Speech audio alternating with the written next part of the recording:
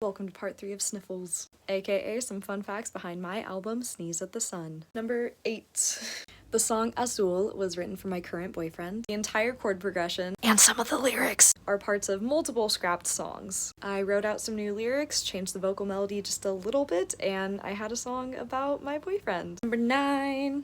JoJo. Okay, so there's a lot to go through in this one.